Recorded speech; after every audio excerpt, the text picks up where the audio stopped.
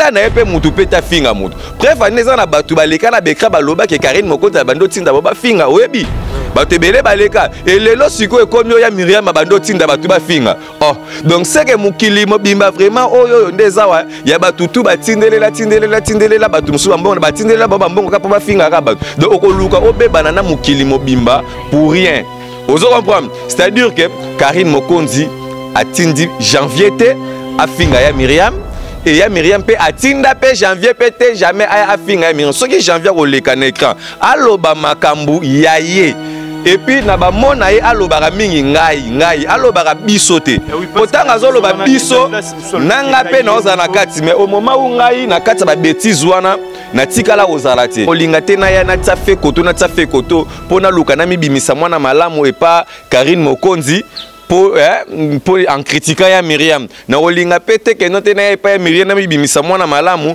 pour na critiquer Karine Mokonzi eza na sens te ezali na valeur te surtout tango botala ba mwana mobali olataka pantalon ozo raisonner lokola mwana mwasi ezo sala vraiment propreté à l'égard ya batu lelo olingo la kisa batu ingratitude parce que tu as arrangé avec Karine et alors lelo ou lobby olinga okabwana suna Karine ngo okoyeli suso don wana to telemela po batu mususu il faut se to luka to ebaka basas na bango na presse soza journaliste faut to mona ko na micro soza caméraman faut to mona ko na caméra oh te so wala ka puye porter parole yo keseni olobelela kani olega obote ko break up na biso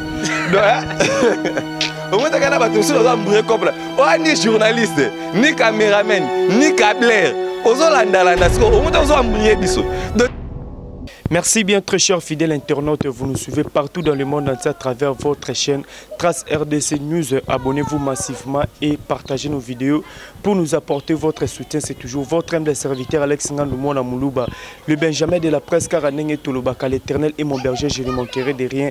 Un grand merci Nanzambe Penabino, fidèle de fidèle, et merci à toi Paola Schengen Kilo à Londres, moi Sinzamba Zoaten Rokela Panda Inane.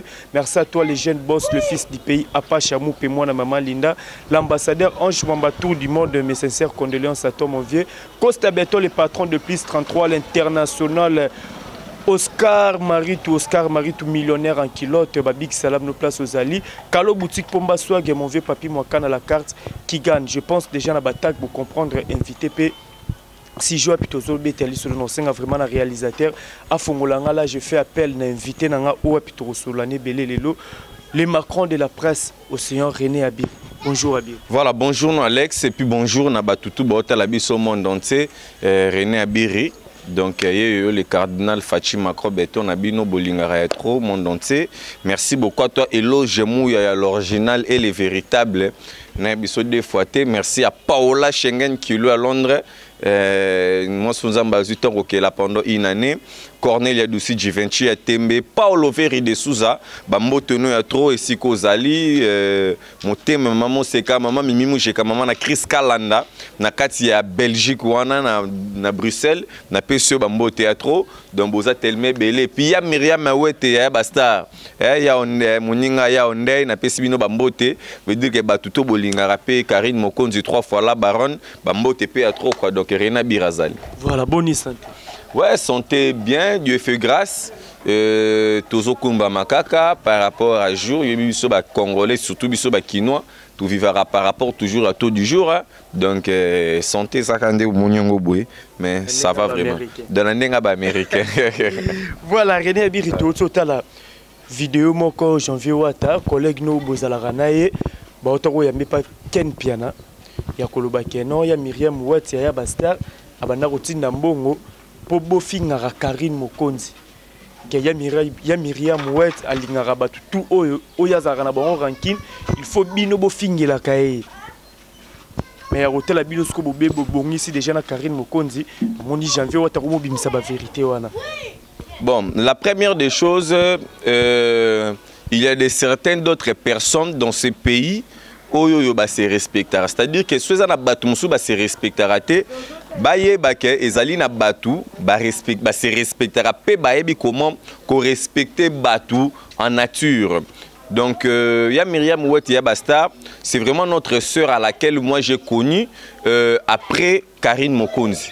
Donc on a Myriam Nassima Karine Mokonzi. Et alors tango feu ezali tango moto ezali soit un problème ezali entre ya Myriam Wete ya Bastar na Karine Mokonzi vu que nga na koyeba na ya Myriam na sima Karine Mokonzi na olinga te na ya na tsa fe koto pona luka na mibimisa mwana malamu et pas Karine Mokonzi pour en critiquant ya Myriam na olinga pete ke note na pa Myriam na mibimisa mwana malamu pona critiquer Karine Mokonzi eza na sens te ezali na valeur te surtout tango ba la ba mwana mobali olataka pantalon ozo raisonner le rôle mwana mwasi ezo sala vraiment propreté à l'égard ya batu et alors ya Myriam il se fait que babebana na Karine Mokonzi pona ba problème o etalié moko ya Myriam te ozo comprendre ya Myriam c'est-à-dire que ceux qui lelo kombo na ye etangama to pezala mal interprété par batu mususu na ndinga mabe c'est parce que alingaki do azalaki na souci ya bandeko moko songolo ou pakala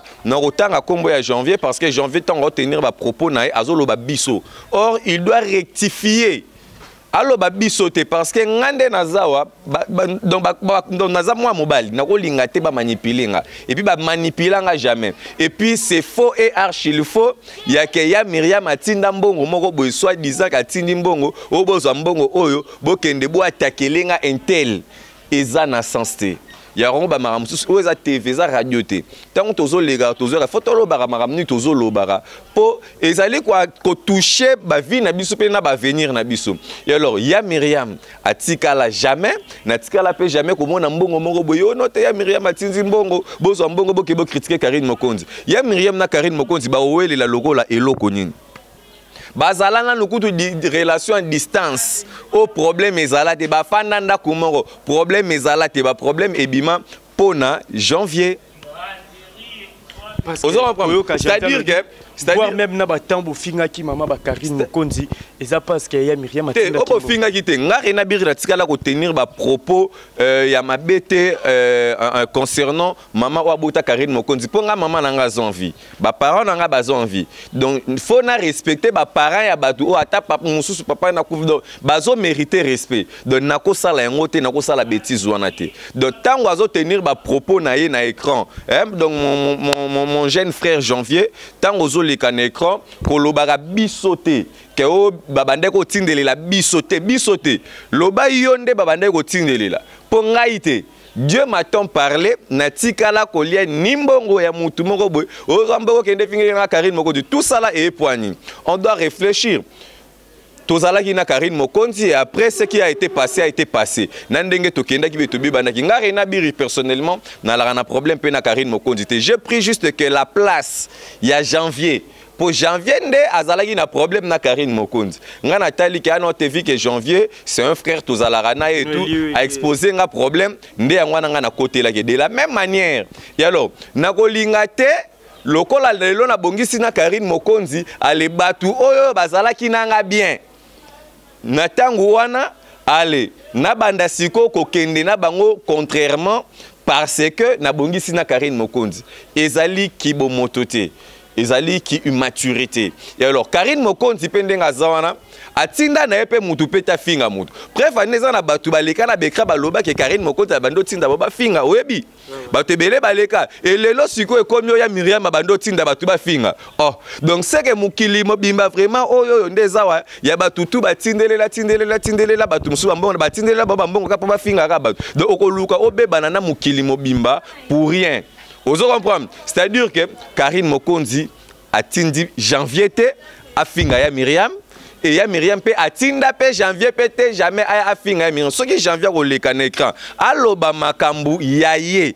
Et puis na ba mona ye alobaka mingi ngai alobaka biso te potanga zoloba biso nanga pe na ozana kati mais au moment où ngai na kati ba bêtise wana na tikala ozala te donc ngare na biri na no responsable cadre na na famille ba makambo ebelo ngare na biri na sali na vie nanga ba jeune belé fo ba simba ba kisi ba bunda po ba longola nano ba bangamba bongo do sikoyo donc ozo reprendre Janvier zoloba biso donc ezo sala vraiment propreté nazo ki ba appel ya batu ya monde entier ba lobby arena biri tozali dessus mais comment Janvier zo le kana écran azoloba ya Myriam bande ko tindelela biso mbongo te ya Myriam c'est une sœur oazala bolingo vers mututu akabelela kana e mutu nyonso tout et surtout soko za na besoin soko za na problème Ozoma yana batu musupe belé bazora pe mbongo pe ya batu pe na poto asala na pe mission pété ba tindele peta ba au-delà au ba journaliste bazora pe na écran oloba ke batu na tana ba corrompa bango non soki mutu akabele lo mbongo na kimotema malamu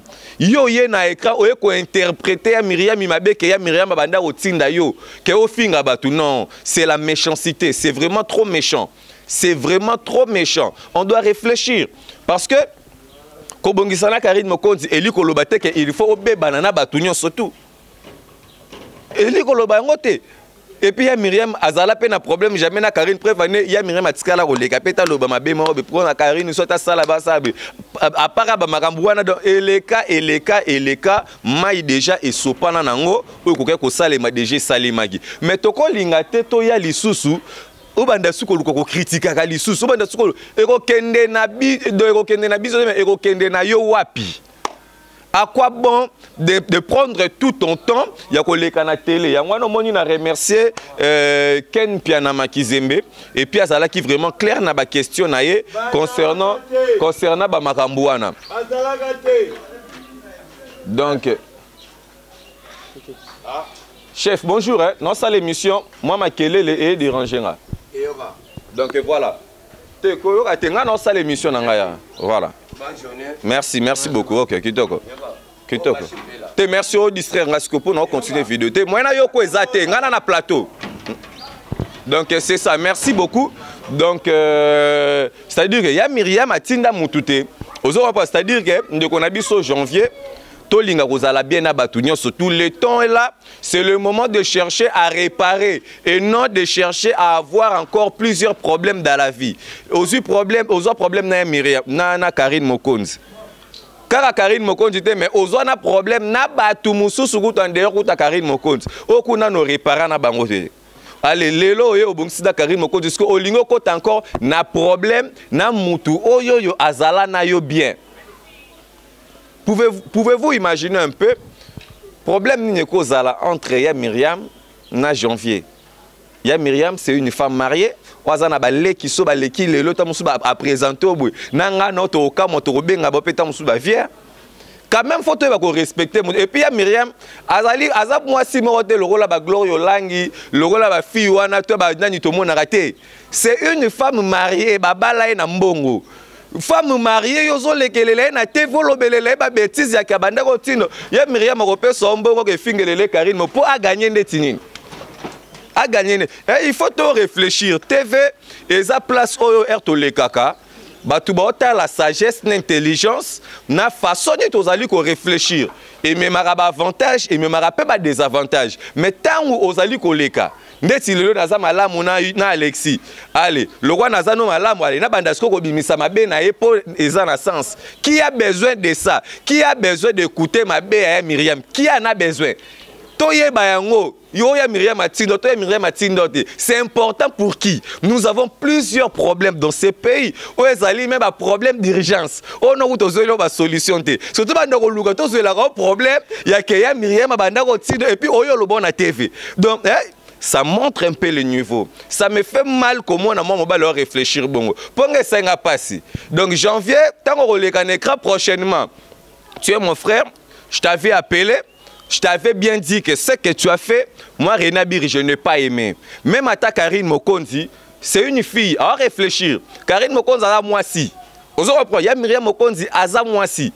Basi na basi bana ba nenge na bango ba kochaka. Bolingwa basi na basi o kabola yango te. C'est-à-dire moi si esika moi ça na opeso exemplement. Penses-tu que note un jour attendez bazana ba se retrouver que ya Myriam na Karine Mokonzi ville moko soit côté moko boye na kwe moko boye o se dit que o alingaka ke ko su bazangi papier moucha ayo sengo mo mobile. Yo boule Karine Mokonzi razana ma o senga ma j'avais pensé à bande hygiénique. Azana alors senga muninga na ye mwasi ya Myriam ya Myriam personne ça na besoin mo senga Karine bako se dane ozo comprendre ko tolinga te ko tia batu na conflit oyo ezanga na mutuna makolo soki ya Myriam lelo bazala na problème na Karine Mokonzi eza pona banani eza pona janvier eza pona ba ye mususu wana mona tanga ba kombo na bango te combat j'avais na otanga yango parce que alobaki biso tango aloba biso wana ezo généraliser donc nanga pe na kati yelo nga siko na kati ya biso wana lokwanga na zate il faut déjà na telemela yango déjà de très bien avant parce que ezali loko moko oyo azolinga tango mususu a créer et ko ça la propreté et aussi la propreté tout ba ko respecter basi ya mabala pour ba mususu pe na ba famille na bango basi ya mabala bazati vous comprendre au grande sœur abala azala raté au petite sœur abala azala raté parce que ba mususu au moins azala facilité ko finga basi babala siko ba biso ba grande sœur babala ba yaya babala ba leki babala tozala la moi kilo wana il y a critiquer vraiment ma femme mariée donc c'est ça c'était vraiment les bons moments ya robimisa ba vérité où il y a Myriam Ouet après ba temps où ebelé ou te roleka leka ya ba clash est-ce que c'est les bons moments où ba vérité où tu le fais bima parce que j'en viens lobby a Méli 3 supporter trop a moni kezo PC donc le romoro ta moni kali ne ba mbongo ya mabe aiba mbongo wana ezani ba mbongo mabe ba notindika sala mabe pe ba mbongo wana abandonsa la ngolo côté na vie faut la reconnaissance cause la reconnaissance na vie et lui ko lobateka ke mutu il faut sombelelo lupangu to atinda ona poto to pasala obwe non faut la reconnaissance ngai na bato ebele pe na boaka pe na be émission awa au mona atindela na nga ado atinda kana ende kutu mbongo ndete so na lobi atinda wana seke na kosa atinda kana ende kutu te mais au mona rena biri poni na oleka mbote na intele mbote na naza reconnaissance poni po moni mutu soka la muki na tongo ape soka ka bonjour zala reconnaissant na atana bonjour so zala nous reconnaissant na nous na bonjour ba pesa ote ya muta poto ebongo ya 50 francs muta poto tindelo ozelon reconnaissant den yango moni ba vie yango moni cette génération ezala ba problème ebele donc c'est à dire que problème à liboso ça nous reconnaissance d'abord de 1 tous à la ben grand invité le loro lingo la ki sabatu ingratitude parce que tu as arrangé avec Karine et alors le lo ou lobby Erolinga o kabwana suna Karina ngo okoyeli suso don wana to telemela po batu mususu il faut que to luka to ebaka basas na bango na presse soza journaliste faut to mona ko na micro soza caméraman faut to mona ko na caméra o te so la pour porter parole orchestre ni olobelela kanini olega obote ko ambre cop na biso au moins tu as battu sur un bruit comme là. Oh ni journaliste, ni caméraman, ni câbleur. Ozo landa siko. Au moins tu as un bruit biso. Donc si tu biso tu ça la boulot na biso bien, tout ça la boulot na biso. Ozo c'est-à-dire que toye ba kozala bien na batu kozala reconnaissant. Ozo landa ngai na la reconnaissant. C'est-à-dire que ya Myriam atindelela Karine Mokonzi l'arba série mo baba kala. Atindelela Myriam l'arba série mo baba kala. C'est-à-dire que là wana nazala kutu partisan kutu do paranalyste abatu bazala wana nga Rena Biri nazala côté mais Karine Mokonzi atala lobité Rena Biri zo moi 50 francs au chapé na poche et zambongo te pas grande sœur nanga nga na yebi ya Myriam Mokonzi grande sœur ya Karine Mokonzi mais les deux ça qui baba de côté bazala baba ngai makambu wana etalinga te o nga na yebi na mutu na nga na opesa respect na Karine Mokonzi o azalaka pe na grande sœur na ye ya Myriam o paso mérité pe ba respect nako ya te kena ya boete Karine Mokonzi te c'est-à-dire que faut ba ko respecter na ba grande sœur abaninga oyo monde yebi c'est-à-dire que toko changer ka yango te oyo monde yebi zanani ya Myriam grande sœur anani ya Karine Mokonzi parce que o ya Myriam bando sala. C'est-à-dire que je ne sais pas le coup ou quoi que ce soit mais c'est avec amour que c'est sa sœur. Et Karine Mokonzi peut à son retour, Sorazo Sala fait quelque chose pour Myriam avec un amour que non à c'est ma sœur. Aujourd'hui, on se bolingo wana, kolinga kota division wana pourquoi? Et ça la guerre éternelle bon, c'est-à-dire il y a Myriam na Karine Mokonzi ba bebani. So biso ba congolais, bénéfice à ces années. To perdre ni. To raisonner, to perdre ni. To perdre l'autre. C'est-à-dire que ba bongisa. C'est-à-dire que babongisa kutu te mais bazala peine à problème pété.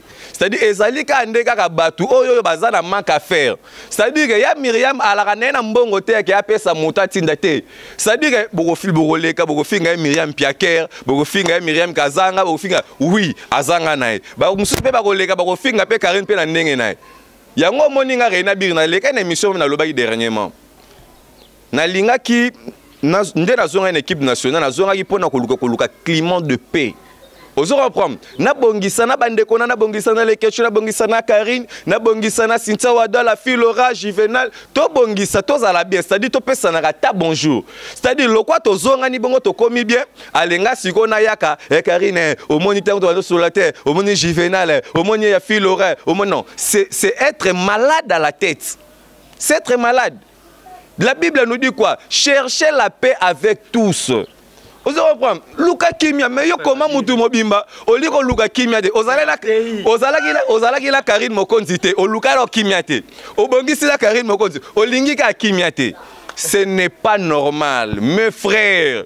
To changer ba mentalité. Ba age pour ça. Ba biso ba renabir to ba responsable to gérer ba parcelle. Ya ba ndeko msuba na poto. Immeuble les gens qui nous gérant. Au landeli la mbongo ne ba ozo tindi. Mais azala mo bande ko balanga na ba poto wana. Bazala na ba frère na bango ba sœur na bango baza mayele ya danger ko lekala ba biso. Ko buka na kutute. Ça dit soki azuk tanaye atindele le mois $10 respectez. Ozo comprendre, respectez. Ça dit totika koya ko la ki c'est ingratitude. Donc ça dire que ndekonanga abimi na couleur moko ya bien te na miso batu. Et alors, na rosenga na batu, na sengi na Myriam, limbisa janvier, na ba propos au janvier tenaki. Et alors, bandeko pe msusu bazala rapé na ngamba Karine mo lora bana membre ba chino ba benga ba bino terena biri. To sepelite na ndenga nini janvier. Aye, olefa na kimia abandi suko tumba ya Myriam. Oh, biso to la besoin polémique wana te. Wana bataye bana membre ba ngana sonte. Bo excuser. Bo benga na janvier te, bo limbisa e. A ko changer. Vous avez compris ce qui moi na mkalinga simba moto ba tika ke na simba pe moto air mo so aziki ne na simanda ko yeba mais na lingite janvier sika na moto na sengi na bino bo limbisa janvier ya Myriam Awete la grande famille au Bolingara Karine Mokonzi au bazala qui dessus na komona ndenge janvier atena qui ba propos mo ya bienté envers Karine envers ya Myriam na sengi na bino bolimbisa janvier bolimbisa les frères donc il veut dire que na yeka na pièce contre pièce pour soki muda bambio libanga yo bambie mai et aussi mbate faut zongi sara libanga après boye ko négocier na ba mousse donc c'est ça donc bolimbisa ndeko nanga janvier c'est toujours votre frère peut-être ayeba kité peut-être mutu mo pas pesa que message moko ya mabe oye a comprendre ki angote voilà pourquoi que non de la sorte mais sinon je vous promets que prochainement on sala angote voilà merci Nabino Bozala qui on est belé Rolanda biso je pense bozuba éclaircissement à propos ya makambu et outé que les cas et pas René Abir le Macron de la presse Abir tozo kabona déjà message no que lancé na monde entier ba tout balingara yo. Dédicace tout Kabon. Voilà, donc biso toi ba journaliste tozali ba e autoté ya kamasi, c'est-à-dire que tant que ba ton la biso, il faut pas bénéficier na éducation na morale, ba bénéficier na mambebele. Et loko kanga na leki kaka na écran, lelo pona loba na bino, bandeko nanga to lukara kimia na mutunyo surtout. To éviter ba rancune, ça nous sert à rien. Voilà. C'est-à-dire que ba rancune au contraire et ça bon misabiso kunde au contraire dans certaines d'autres relations. Et autres c'est la biso ba blocage ba du côté morobo, c'est-à-dire que chercher la paix premièrement avec tous et le reste des choses eroya après. Donc Dieu lui-même sait nga na repé sambote na batuto balinga nga monde entier nga perena biri na lela bino vraiment ya fort et na bi ke belé ba ko critiquer nga na vidéo et belé pe ba ko pe ba sepeli na ngope ba ko conseil ba ko bakisa pe tant o ezangaki na nzela ba commentaire to rezo tant to rotanga yango. Merci beaucoup na bino tout vraiment Rena Biri lela bino fort. Merci. Voilà, merci, c'était la Rena Biri Océan de la presse. Merci na équipe technique qui accompagne qui a les partager ma vidéo na biso vraiment pour nous apporter votre soutien.